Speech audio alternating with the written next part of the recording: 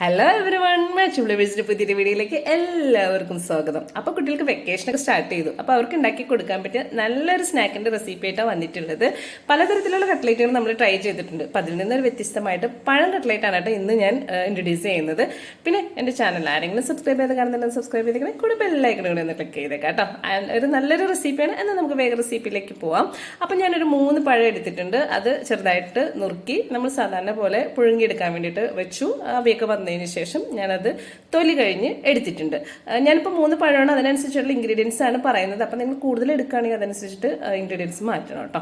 പിന്നെ ഒരു 2 ഏലക്ക ചതച്ചിട്ടിട്ടുണ്ട്, ഒരു അര കഷ്ണം താളികേരം ചേർത്തിട്ടുണ്ട്, പിന്നെ കുറച്ച് ബ്രെഡ് കംസും പിന്നെ ഒരല്പം കോൺഫ്ലവർ പൊടിയാണ് കേട്ടോ ചേർത്തിട്ടുള്ളത്. ഇത്രയും മതി നമുക്ക് ഇതിനകത്ത് ആവശ്യമായിട്ടുള്ള ഇൻഗ്രീഡിയൻസ് എന്ന് പറയുന്നത്.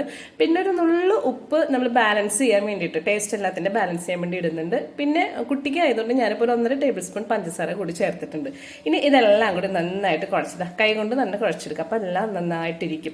അതിനുശേഷം ഇതിങ്ങനെ വെക്കൊന്നും വേണ്ട കേട്ടോ, ഉടനെ തന്നെ നമുക്ക് ഉണ്ടാക്കിയെടുക്കാം. കയ്യിലൊരല്പം എണ്ണ പുരട്ടിയിട്ട് നിങ്ങൾക്ക് ഇഷ്ടമുള്ള ഷേപ്പിൽ, ഞാനിപ്പോൾ ഒരു റൗണ്ടും സ്ക്വയറും അങ്ങനെ പലതരത്തിലുള്ള ഷേപ്പിലേക്ക് ഉണ്ടാക്കിയെടുത്തു.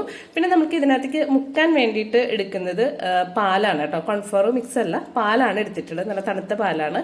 അതിനുശേഷം നമ്മൾ സാധാരണ പോലെ കട്ട്ലറ്റ് ഉണ്ടാക്കുന്ന പോലെ ബ്രെഡ് ക്രംസിൽ മുക്കിയെടുക്കുക. ഇങ്ങനെ ഓരോന്ന് ബാക്കിയുള്ളതെല്ലാം കൂടെ ചെയ്തെടുക്കാം.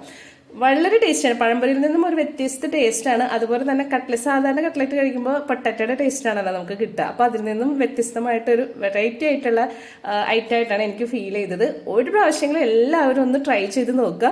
വളരെ ടേസ്റ്റുള്ള ഒരു ഐറ്റമാണ് കേട്ടോ. അപ്പോൾ നമ്മളുടെ ഓയിലെല്ലാം തിളച്ചെടുക്കുന്നുണ്ടായിരുന്നു. ലോ ഫ്ലെയിമിൽ ഇട്ട ശേഷം ഞാൻ ഉണ്ടാക്കിയെടുത്തിട്ടുള്ള കട്ട്ലറ്റ് ഒന്ന് ഫ്രൈ ചെയ്തെടുക്കുന്നുണ്ട്.